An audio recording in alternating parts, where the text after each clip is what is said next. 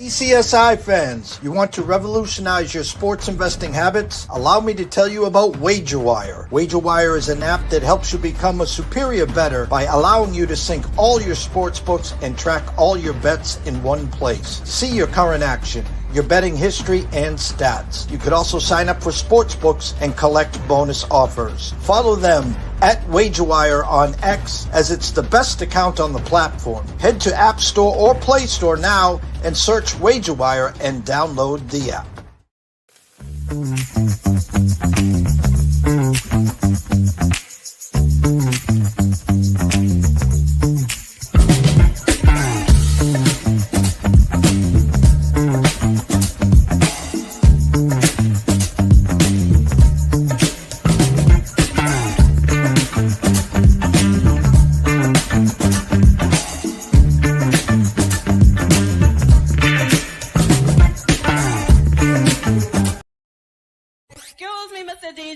Check this out, we got a great show coming your way.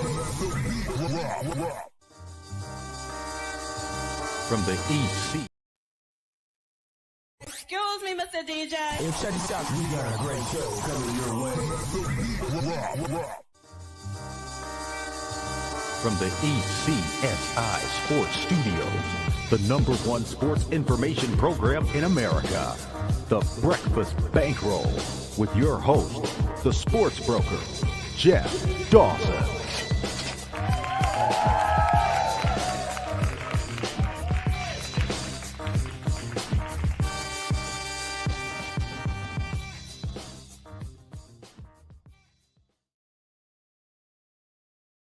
Good morning, sports fans from all around the globe. I am the host, Jeff Dawson, East Coast Sports Investors, and welcome to the Breakfast Bankroll. Myself, Scottie Webb, live from Tampa. Blessed and honored to have him a part today. Health, always a big issue, and #1, family health is 1-2 in my book. So make sure you're healthy, stay healthy, vitamins, juice, whatever it takes. I hope everyone enjoyed the 4th. Family, fun, parades, cookouts, barbecues, fireworks, you name it. It's now July 7th. Next week at this time, we'll be halfway through July. So first and foremost, a shout out to our proud sponsors and partnerships. It's WagerWire. Head on over to WagerWire. Google Play, download the app. It's free. Myself, Travis, Zach, Guy, Amber Hawley, Carol Bucks, Ali, Matt. The list is endless. Just jump on board. We're going to have some good fun, especially the rest of 2025. AtlantaSteaksandSeafood.com. You know the drill by now. Head on over to Facebook. Introduce yourself to Terry Smith. Then come on back to AtlantaSteaksandSeafood.com. Steaks, seafood, chops, appetizers, wine. Terry's got it all. 4 subscription plans. Just set it and forget it. Every 30 days, he'll deliver you protein for the month. You just need a spare propane tank. So without further ado, Mr. Scottie Webb. What's up, Scott?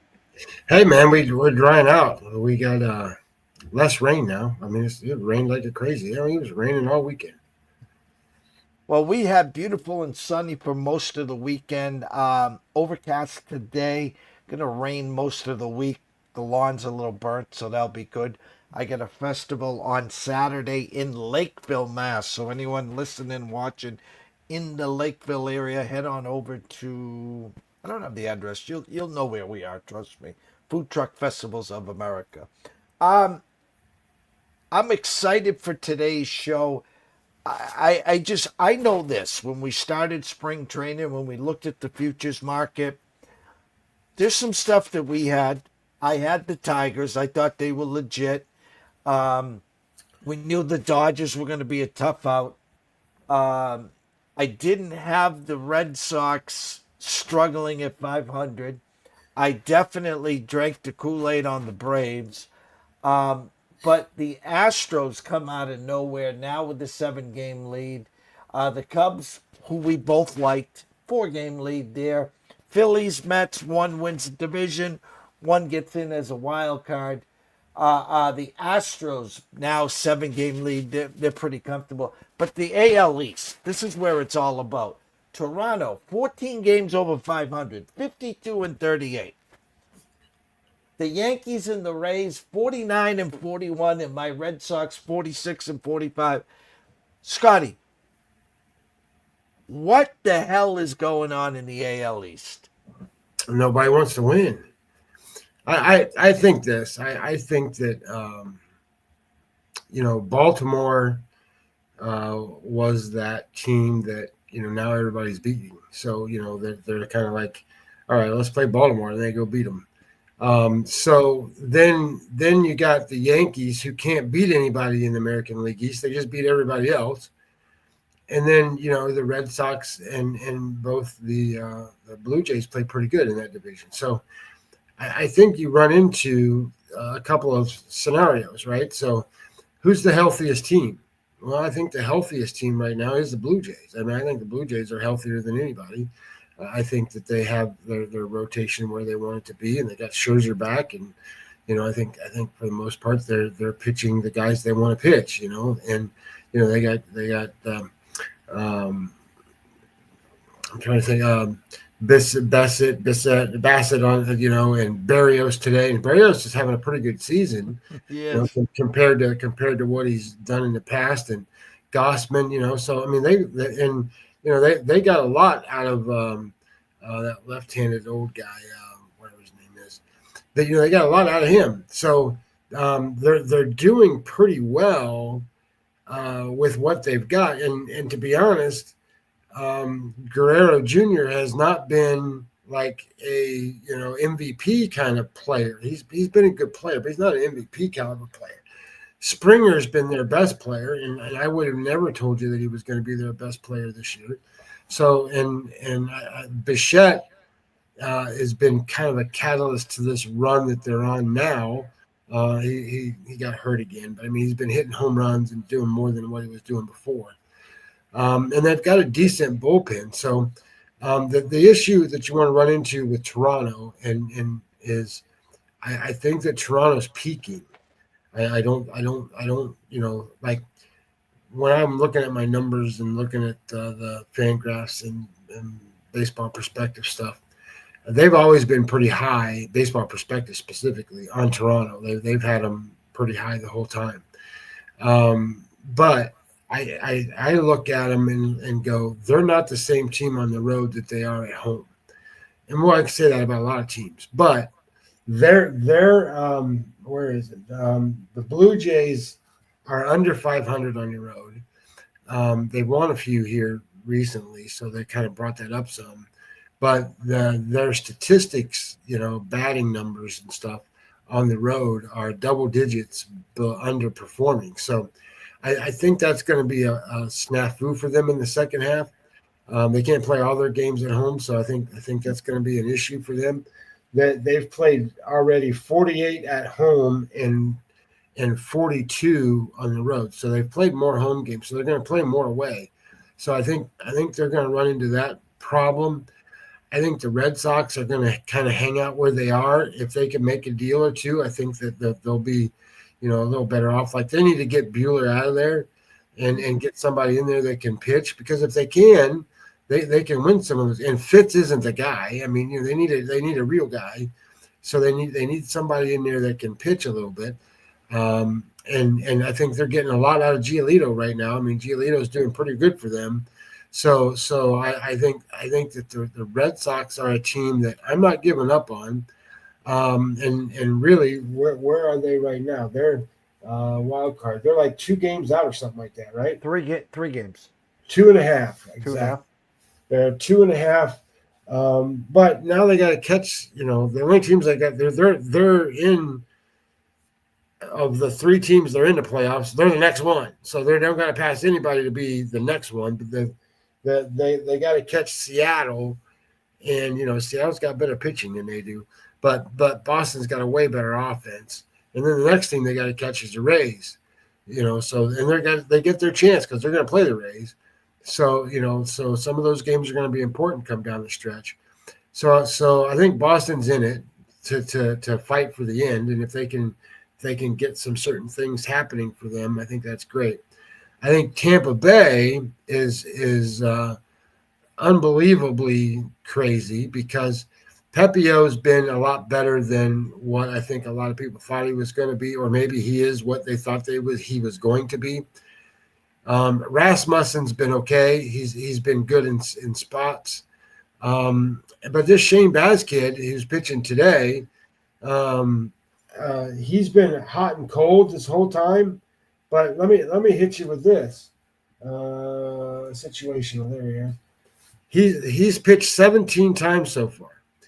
Well, and in those starts, the Rays are 12-5 for God's sakes. 12-5. I mean, that's pretty damn good. I mean, there's not many people like there's Yamamoto pitches today, right? The Dodgers are 10-7 in his starts, and the Rays are 12-5 in Baz starts. So it's amazing how they're getting some of this, and they always have a pretty good bullpen. I wouldn't say this is their best bullpen they've ever had, but it's pretty good. But where they're getting a lot is they got some hitters, man. They got guys that can hit this year, and they're scoring some runs. And I think the Rays aren't going anywhere. They're just a tough out. I mean, they're going to be a tough out. They're going to be a tough out the rest of the season. The only issue with them is they played a lot of home games, so they're going to play a lot more road games than they are at home. So that's a detriment to where they are. But looking at the standings, especially in that division, you look at. Let me go back to the regular season. There we go. You look at like teams over, record over 500. The Rays in the American League East, the Rays are 24-17 against teams over 500. So they're 7 games above against teams that are better, good teams. The Blue Jays are 26-24, so that's pretty good, but that's more like 500-ish, right? The Yankees 21-26, so kind of how fraudulent are they, right? And then the Red Sox 23-23, right there, and then the Orioles are 20-24.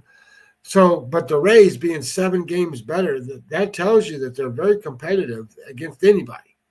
And I think that's this division. So my numbers, my projections and all the stuff that I have and everything comes down to it. I still have the Yankees as the best team. And then it's so Toronto gets banged up here. And Toronto gets banged up here because they are getting favorable by 7 games so far on base runs. So sequencing of events, they shouldn't have. They should be 7 games fewer on wins. Hey Richard, how you doing, brother? And with that issue, I think that's going to become a problem because that stuff sort of straightens itself out as it kind of goes along. So I think you're going to see Toronto as kind of almost as high as where they're going to be and start dropping. I think the Rays are going to stay there. I think Boston's going to stay there, and I think you'll see the Yankees kind of come back, take over the division. But anyway, I don't know that for sure. Schmidt just got hurt, so he's got Tommy John now. So who do the Yankees have? They have a stud kid they're bringing up. And I don't want to mispronounce his name because if I do, it's going to be really, really bad. But it's like Schlittler, I think is his name. And he's a kid they're bringing up. He hasn't pitched much in the minor leagues, but he's been, he's another one of those guys that throws 100 miles an hour and strikes everybody out kind of kids. So I don't know if he's going to be one of those guys that actually makes a run for them or not, but they got money and they can go buy whatever and kind of fix whatever they need, but they don't. I mean, you think about this, right? All the injuries that the Dodgers have had everywhere. I mean, they got Teoscar Hernandez has been hurt. They got, Mookie Betts was sick and, he lost, 40 pounds or whatever that was. And their pitchers are all dead. And they still are where they are in the division. And they have all those people that they put in place to who else is that deep that can do any of that? The Yankees aren't that deep, and the Yankees are playing guys that shouldn't be playing for the Yankees. I mean, Peraza and all these guys. None of those guys. I mean, they're in a spot where they just look bad because they could be out there dominating the league, but they're not. So the American League East, though, I think is going to be fun because I don't know. The American League is there's going to be a little bit more fun in terms of trying to figure out who the wild cards are going to be. I think because you are going to have a little bit more teams involved, but it's just like look at the All-Star teams. The All-Star team for the American League and the All-Star team for the National League. You got dynamite in the National League, and you got Javi Baez made it for the American League. So that I'm just telling you, you know what I mean? Like there's a difference in caliber of player that's in the American League versus in the National League. Even though there's stars in both leagues, I think that the American League East, the American League Central is already done. I mean, Detroit put it on cruise control. They're in. None of those teams are going to catch them. I mean, even Minnesota, as good as Minnesota could be, they're not going to catch them. And then in the American League West, they got to beat each other up a little bit. You got to figure out who's going to win between the Astros and the Mariners, and don't count Texas out if they get those pitchers going. They need to get Evaldi back. I mean, he's back, but he needs to become Evaldi again.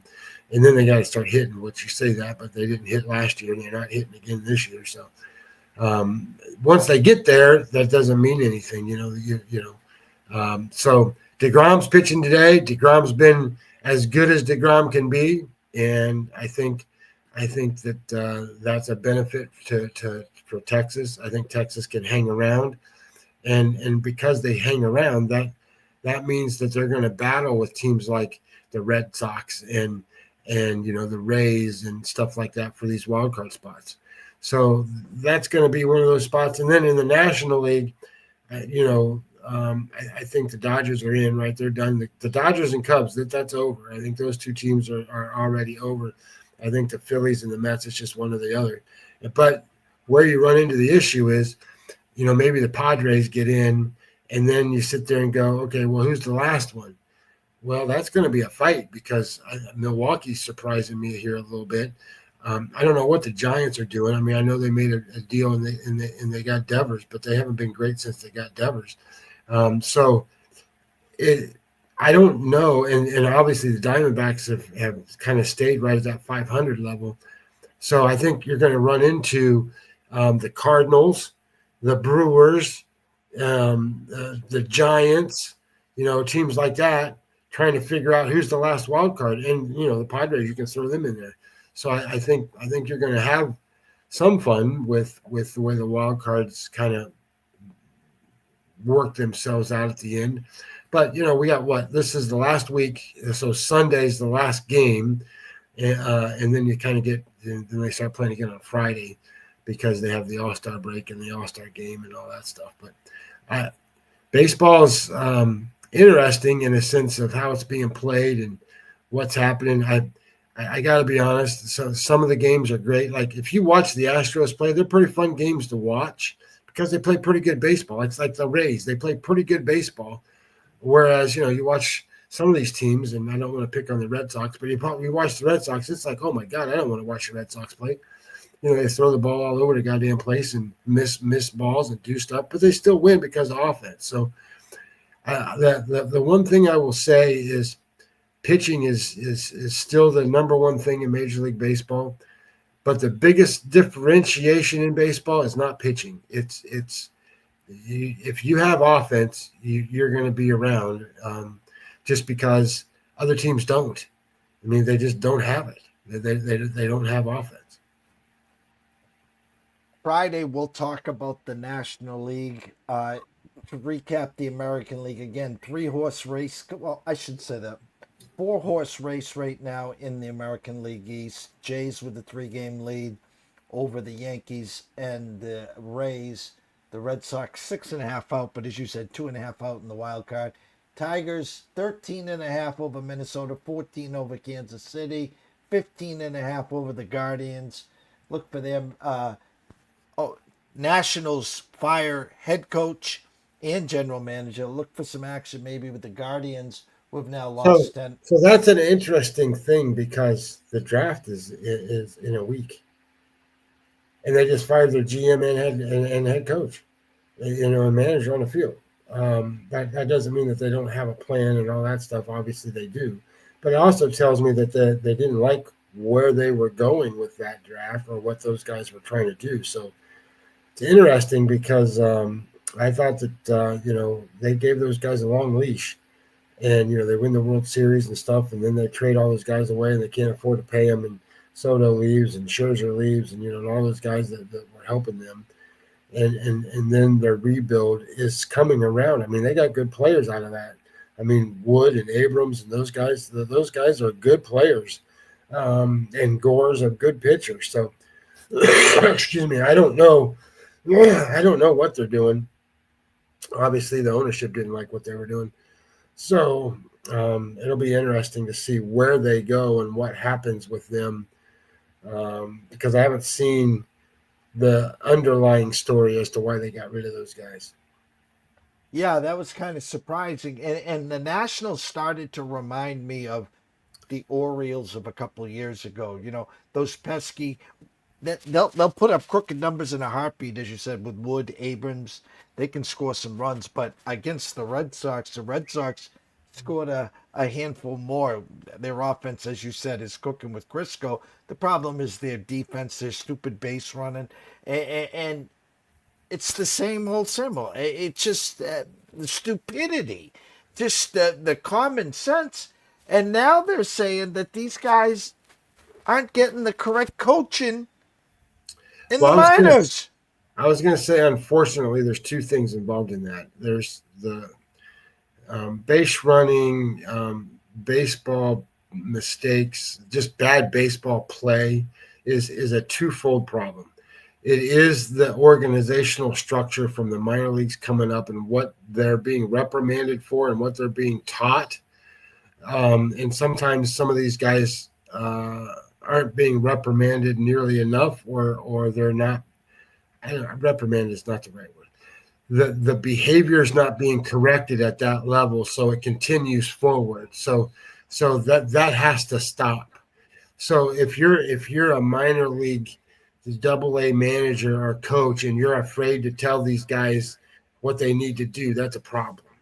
And to a certain degree, some of these guys are that way. I mean, they get to a point where these guys are going to make multi-millions of dollars, and they don't want to address them as that way. So they get a little intimidated. The other problem is at your big league level, the manager, the on-field manager, is responsible for their play. And I get it. He has coaches and different things that he can work through to get results. But the accountability has to happen, and I don't know that at the major league level that happens. Look at the Yankees. I mean, they just went they lost, I don't know how many, 6 out of 7 or whatever it was, and I think what did he say? Oh, Boone had a meeting with the team and told them, "Oh, you're still the best team in the American League. Don't worry about nothing. We'll be fine." Yeah, right. That's accountability. There you go. My problem isn't that you got to beat players up all the time, but you do need to get somebody's attention. I remember back, as we're older and I'm gray and stuff, and I remember when Woody Hayes was the coach of the Ohio State Buckeyes, and he got somebody's attention. He grabbed their damn face mask and shook the shit out of their face and got right in them, right? Well, you don't have to do that over and over and over, but there's a time and a place. I mean, there is. So, long story short, I'm playing, right? This is a story about me playing. I'm the catcher, and ground ball gets hit to, I don't know, second base or someplace, and they throw the ball away, and I get mad, whatever. But I mean, it happens, right? People are going to make a mistake. Next guy that gets up, it's a fielder's choice type play. They throw it to second base, and they don't get the out because they make a bad throw or whatever. And I'm sitting there and I'm going, what the hell is going on with these guys today? They're just not with it. So I walk out to the mound to talk to the pitcher, right? But that's not really what I was doing. And I call the infield in, and I go, I called them in, and I go, look, guys, I know that you're not out here trying to make these mistakes. You're just not. You're not Nobody's going to go out here and try to make these mistakes, right? But I said, you know what you're not doing? You're not making the goddamn outs that matter. So stop fucking around and go make these goddamn outs and get everybody back in where they're supposed to be. I turn around and walk back to the plate. Sometimes you just gotta shake the shit out of somebody. And I don't mean to be disrespectful to anybody listening or whatever, but and the language I used was bad. But my point is that you can't just be in a position where you allow things to go and not address them, because if it's like a little kid, if the little kid gets away with something, he's going to do it again. Mm-hmm. You know what I mean? And that's the way baseball players are. Oh, I made a mistake. Oh, look, I know I made a mistake, but it didn't. Nothing happened. Okay, great. Do it again and see what happens, right? And that's the issue. The issue is you're human. You're not a robot. You're gonna miss a ground ball. You're gonna throw the ball away. You're gonna stumble over your feet, right? Stuff's gonna happen. I get all of that, and you're allowed to do those things, but you're not allowed to do them over and over. You're not. Get less clumsy if that's the issue. We'll teach you how to be a ballerina or something and go out there and move your feet around better. But that's the point. The point is Major League Baseball is soft. And I don't mean soft in a sense of, like these players want to fight each other and stuff. They're soft in terms of discipline in playing good baseball. But watch the Rays play. Watch the Astros play. Watch the Cubs play. Watch some of these teams that play in team unity and pick each other up and get stuff done. And you sit there and go, that's pretty fun to watch. Because some of these games, like I've bet on the Mariners so many times this year. It's like, I hate watching them play. I just hate watching them play, because if Cal Raleigh doesn't do something, nobody else does. It's like, and I don't know how, and I don't know why, but Julio Rodriguez is an all-star, and he's not even the second best player on their team. And I don't get it. Like these guys are terrible, and they're getting rewarded for being terrible. And they're just prima donna. Some of these guys, like him, are prima donna kind of guys. He shows his ability once in a while. But, I mean, Jeff, he's batting – I don't care what his batting average is. His OPS is under 700, and he's supposed to be an all-star. Well, an all-star, your OPS better be pretty close to 900, and he's under the league average, and he's an all-star. Are you kidding me? Randy Arozarena has over 800 OPS. And dominating what this kid's doing, and he didn't even get sniffing it. Not that Arozarena is a great player either. I just throwing it out there that these guys are not being held accountable for what they're producing. 10 games on the docket tonight. LA travels to Milwaukee. Arizona travels to San Diego. Phillies travel to San Fran. Your Rays at Detroit. Cleveland at Houston. Red Sox host the Rockies. Pittsburgh, Kansas City. I'm going to bring you front and center. Take it easy on your voice. Just, break down a game or two. Don't crush yourself. And I'll be in the headlines with these on. Give me the Tap City when you're ready. Yeah, sorry, I'm a little bit sick, but I'll be all right.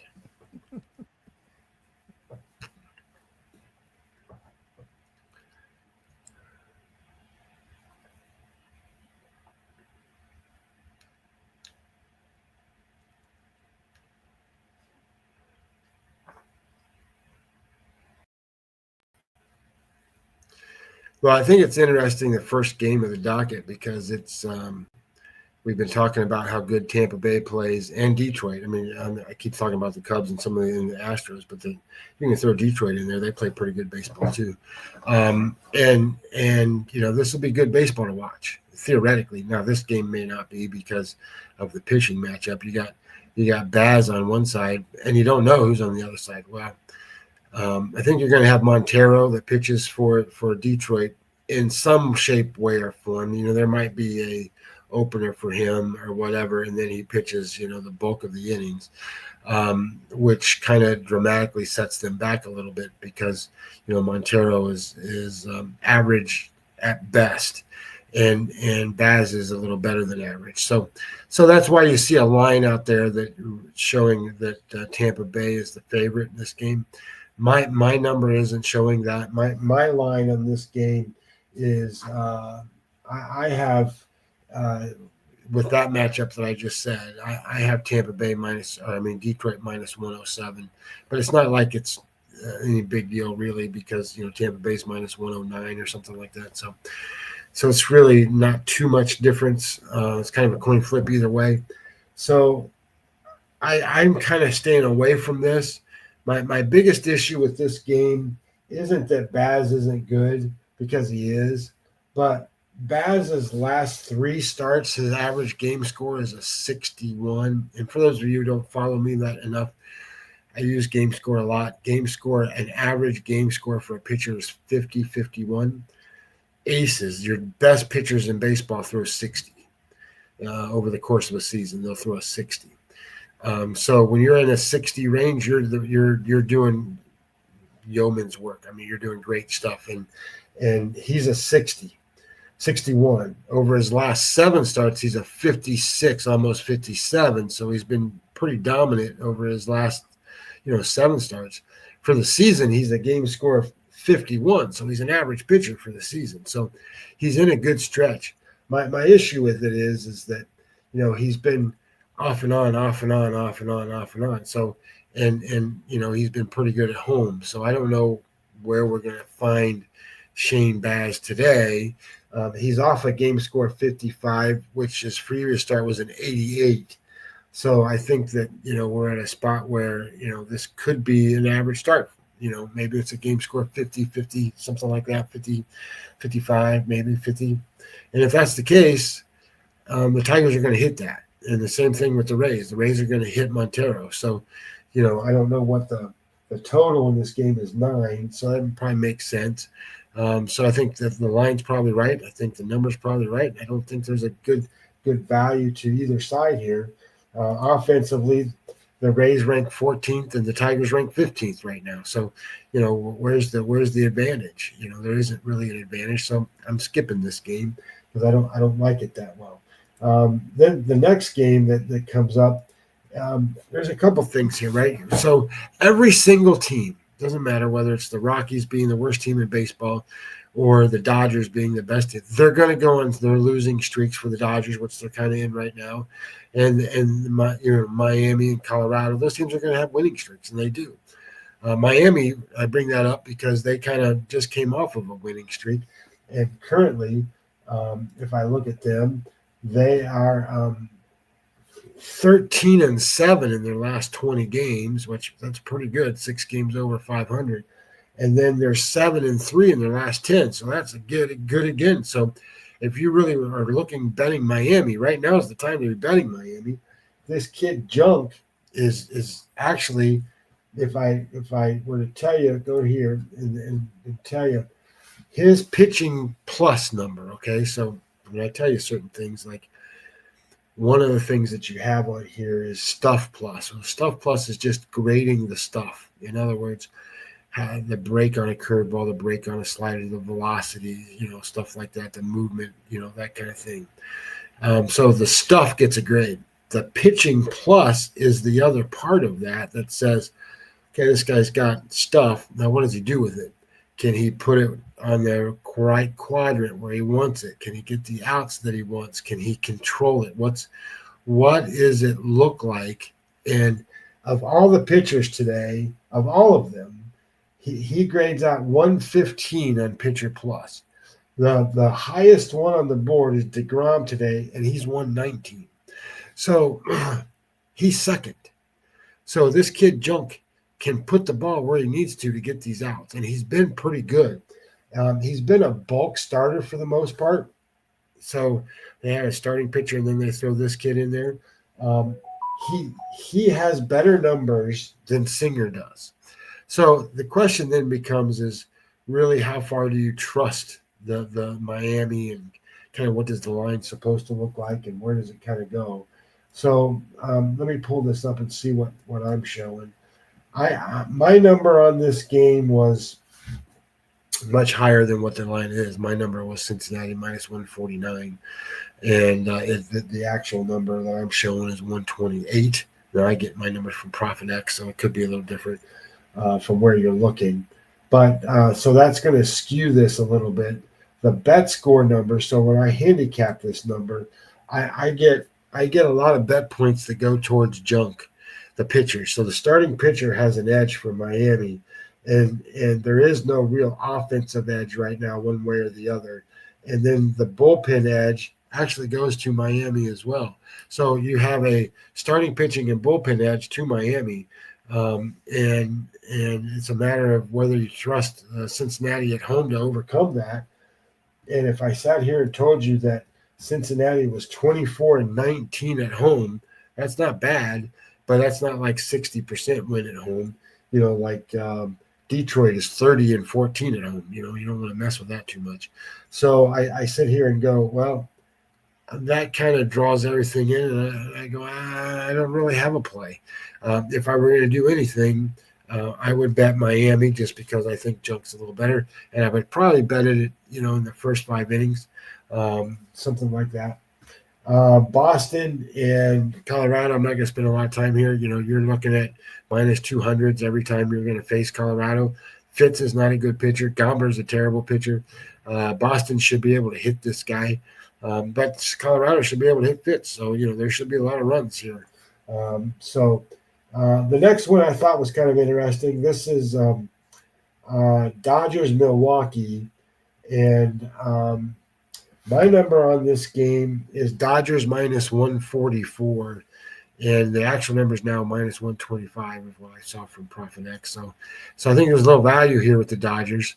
You got Yamamoto, and I have a theory, and we'll see how this theory works out. And Jeff, you can chime in whenever you want to on this theory, but my theory is that Yamamoto at the beginning of the season was pitching, and he was only so-so. He had good starts, he had bad starts, and he's only so-so. But Ohtani's now pitching, and Ohtani's lights out, right? I mean, Ohtani after his first start, he's been out there, throwing 100 miles an hour and getting people out right and left.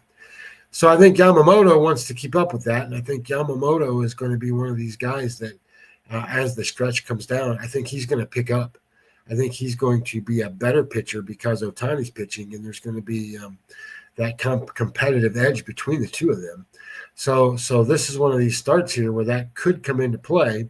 Now, the Dodgers are not a great road team. The Dodgers on the road, where are they? There they are. The Dodgers on the road are 23-18. Well, that's 5 games over, so that's good, but it's not great, but it's good. I would take that. Milwaukee's 27-17 at home, so that's pretty good. And Peralta's been pretty good. So where do you kind of go with this game? Well, you got to look at the value. The other part of this is the Dodgers are 42-23, 20 games above 500 against right-handed pitching. They love right-handed pitching. And when I look at where's my bet score, break this game down, both pitchers get every box. So the pitching gets every box.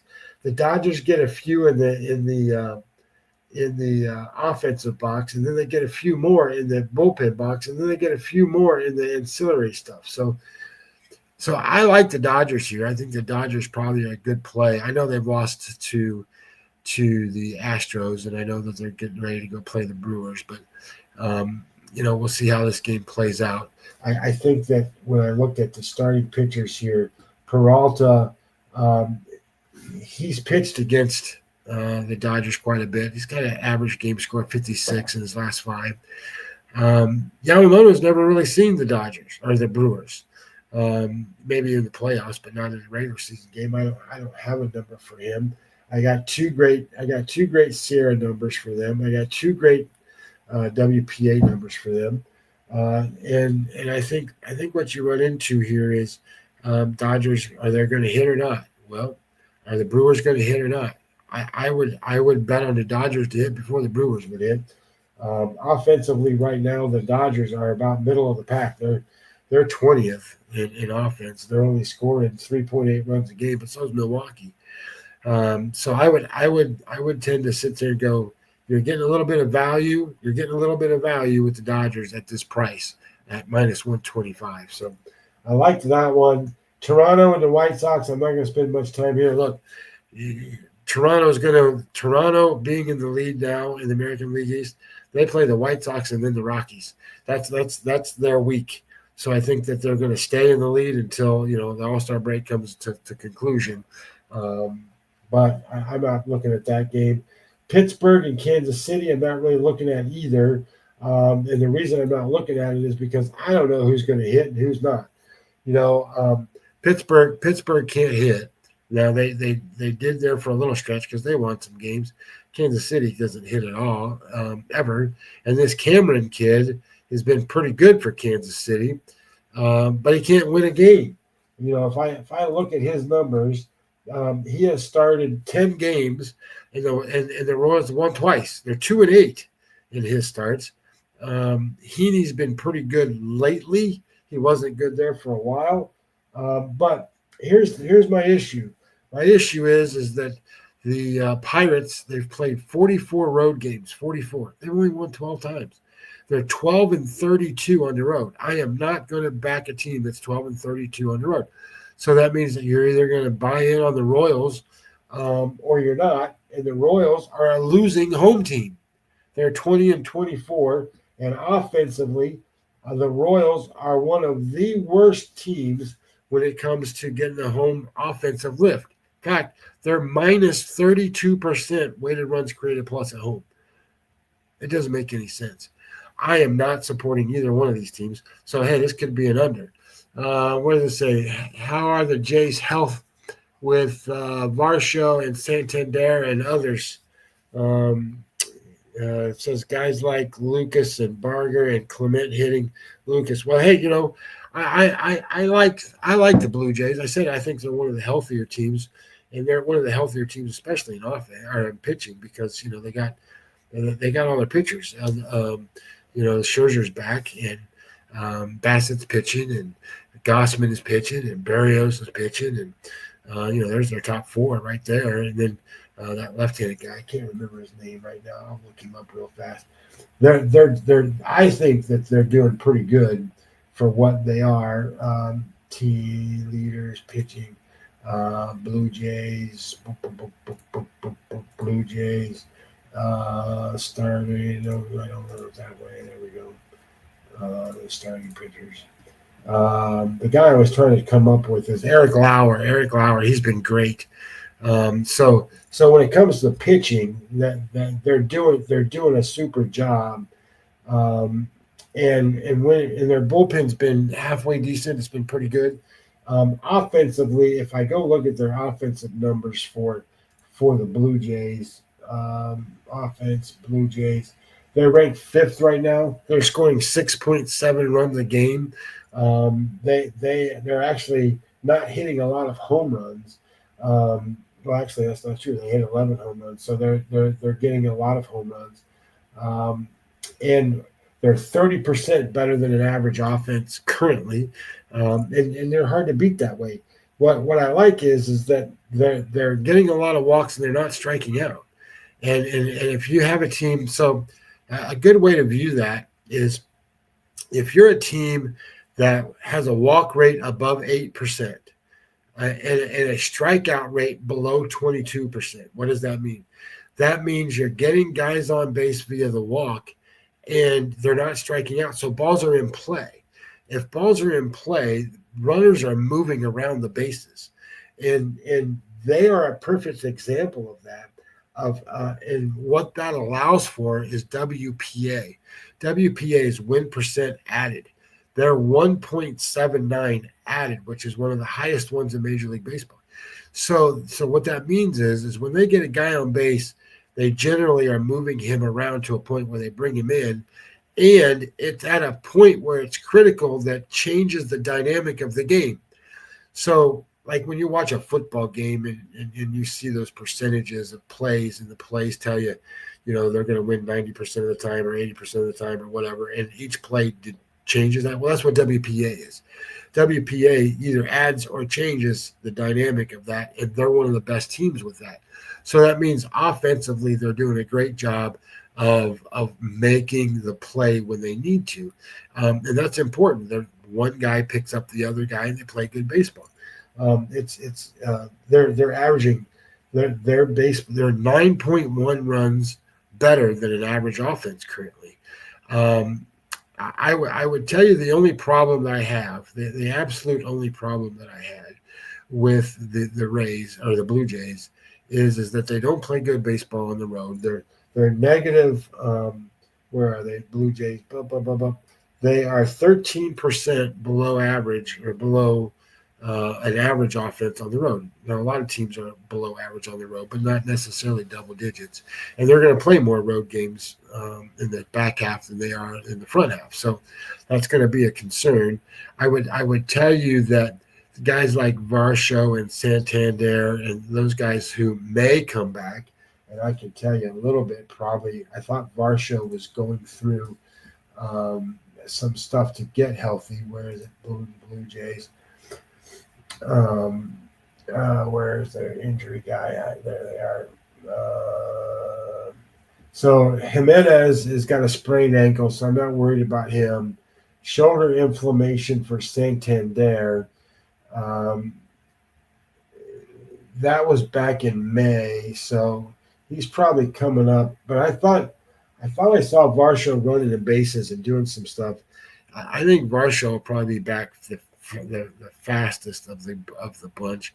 But I think, these guys that fill it in, like you're talking about Lucas and Barger and Clement, those guys all are fill-in guys. And as long as they stay, moving the ball around, I think they're in pretty good spots, because the reality becomes is that Santander, he was good with the Orioles because he hit home runs in big spots. And he hasn't been doing that. He wasn't that great for what the Blue Jays were doing. Now, that doesn't mean he can't pick that up and do that down the road. But I think Varsho is one of those guys that has that possibility to continue that on a more consistent basis than maybe some of those other guys. So I like what the Blue Jays are doing, but I think they're at a point right this minute where if I had to make a decision on what I wanted to do with the Blue Jays, I'd sell high. They're the division leaders, and I don't think they're going to be at the end. So that doesn't mean I don't think they make the playoffs, but I just think that their road to hoe is going to be a little bit harder, just because they got a lot more road games, and I think that they've been playing good baseball, and maybe I say that, and then maybe you can flip that around on me and go, well, Guerrero hasn't been MVP Guerrero. Maybe he starts to hit and turn MVP Guerrero and hits, 15 or 20 home runs in the back half and carries that team. That could happen too. So we'll see how it plays out. But I don't mind where they are. I've been kind of high on them most of the time. But we'll see what it turns out to be. My numbers, because of base runs, tells me that Toronto has won 7 games more than they should have won, based on sequencing of events. So what that means is base runs works like this. You have say 7 different things. We're just going to say 7 things happen in an inning, right? You got one team A, comes up and they get 3 walks, a home run, and then 3 strikeouts. That's what happens. They score 4 runs. And then team B comes up and they get the same thing. The exact same things happen, except for they're a different order. They hit a home run, they get 3 walks, and then 3 strikeouts. They only score 1 run. So the same exact 7 things happened in the same inning, but because of sequence of events, one team scored 4 runs, one team scored 1 run. Well, Toronto has been favorable to a point where they've won 7 games more than they should have because of that sequencing of events. So what that means is over the course of a season, that stuff kind of falls back and will even itself out. So I'm looking for them to sort of fall back a little bit here. So my numbers show them as still not being a division leader, and I think we'll see how that kind of plays out towards the end. But anyway, good talk on and good questions on the Blue Jays there. In terms of the rest of these games on the board, let's see, where was I? We were talking about Pittsburgh and Kansas City. Look, I don't know. Neither one of these teams can score runs. Neither one of them likes to play. One don't like to play on the road. One don't like to play at home. Bybee and Gordon, this is an interesting matchup because at some point you got to sell high on the Astros. I mean, how good are the Astros? At some point you're going to sit there and go, well, they can't keep winning all these games. And Gordon is a good pitcher, but he's not great. Bybee's a good pitcher, but again, could be great, but he's had a bad start to the season, but he's been pitching pretty good lately. The issue here is Cleveland's like 0-10 in the last 10 games. You can't bet on a team that's 0-10. So one of the things that you got to learn when you're a gambler on these things is don't ask a team to do something they don't do. Well, if you're asking a team to win and they haven't won in 10 games, don't ask them to do it. So don't ask Cleveland to go beat Houston. The other issue is, excuse me, the other issue with Cleveland is that they can't beat left-handed pitching. If they have played left-handed pitching 26 times, they've only won 7 times against left-handed pitchers, 7-19. So that rules them out. You can't bet that game unless you're going to bet on Houston. And then when I looked at the number, where's my number on that game? My number was Houston minus 138, but my number that I got from ProfitX is 127. So maybe you want to give it a shot. I just think at some point you're going to get the law of averages come crashing down on Houston too. Texas and LA. This is a game I kind of like. Look, Kikuchi's been really, really good. He really has. Kikuchi, if you haven't followed him lately, his game score for the season's a 50, but over his last 7 starts, it's a 58, almost 59. He has thrown a game score. Where is he? There he is. 58, 79, 60, 44, and 84. He's been lights out, but DeGrom is better. DeGrom is like DeGrom of old. 57, 82, 64, 65, 85, 62. That's what aces do, and he's doing what aces do. And again, here you run into, can Texas score any runs? Both of these guys are both the best 2 pitchers of the day. They're facing each other. I would sit here and go, Kikuchi is more apt to give up the hits, more apt to give up the runs because he's not accustomed to having this many good games in a row. But my problem is, again, you got these teams. The Rangers have played 20 times against left-handed pitchers and only won 6 times. They're 6-14, and on the road, they're 18-27. They're 9 games under 500 on the road. So I have drawbacks there, but I sit there and think all they got to do is score a couple because DeGrom's going to shut them down. My number is pretty good, saying that where is it? Oops. My number says 143 for Texas, and it's 128. So I think you got a little value. I like it. So I'm probably going to play that game.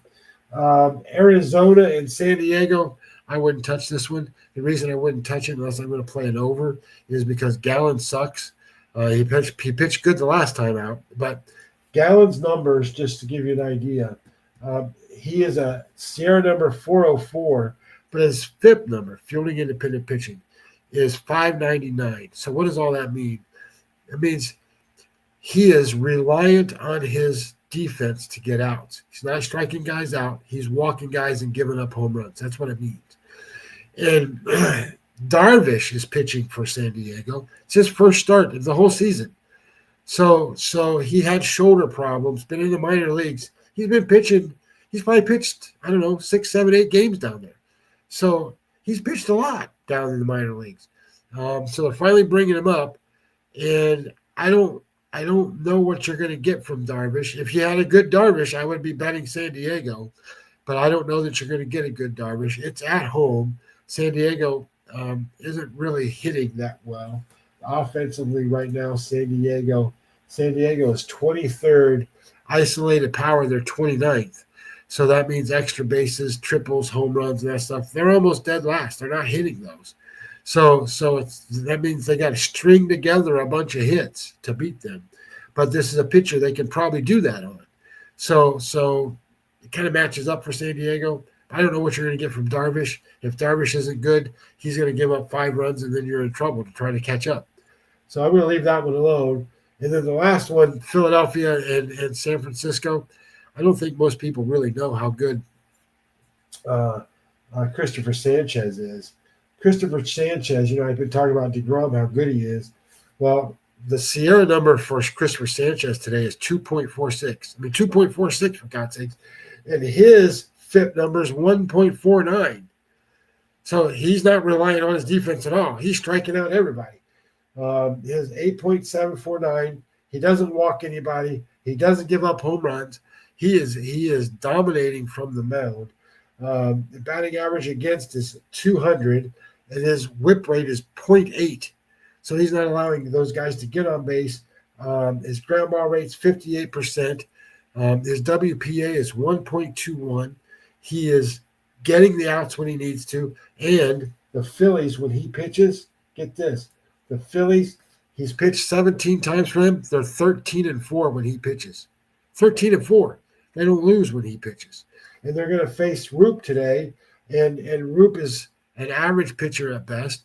And San Francisco's been struggling. They're 8-12 in their last 20, 5-5 in their last 10.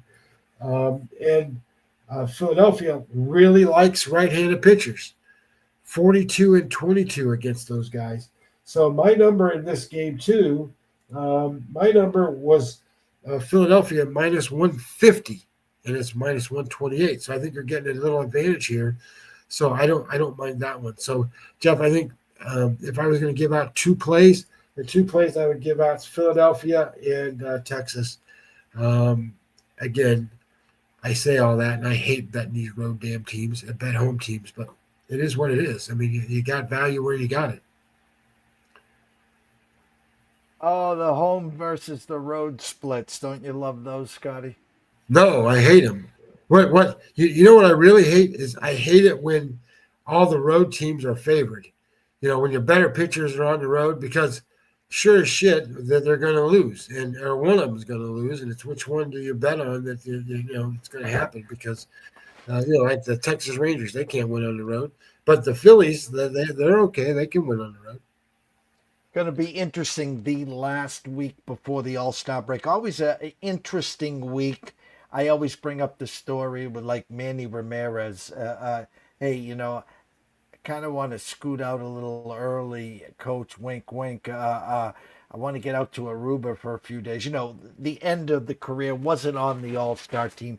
Some of these guys that aren't on the All-Star team, that last series on the weekend. Hey, I'll play Friday. Do you think you can let me leave Saturday and I'll see you on Friday? It used to be they played Thursday.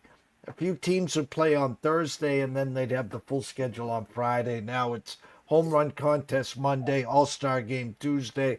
Everyone plays on Friday. So it should be interesting. We'll have you back on Friday. Get some lemon, keep the vitamin C up there, sir. Yeah, hopefully I made it through halfway decent. I sound a little scratchy right now, but I'm good. I'm whatever, it is what it is. For myself, Jeff Dawson, ADC Sports Invest, the one and only Mr. Scottie Webb from Webby20 MLB. Hey, Ken Magner. Hey, thanks, buddy. I appreciate it. And did I just hear the horse whisperer himself? What is up, Mr. Kenny? Great start to the week. Saratoga returns on Thursday, but listening to Mr. Webb and J-Dog. Great stuff. Kenny, I hope you have a great, great meet. Nothing better than Saratoga. I swear I'm going to get there one of these days. Already done about 10 slow drafts, Kenny, in the NFFC 25 and 50s, trying to keep up with you and the rest of the crew as fantasy football season right around the corner. Cash some tickets, Kenny, as always. Have a great, great summer. Miss you. Hope to see you soon. So, from myself, Jeff Dawson at EC Sports Invest, Mr. Scottie Webb, Webby20 MLB. Wish everyone a blessed day. Cash some tickets. It's a new week, guys. Smile. Plenty of baseball on the way. We'll see you soon.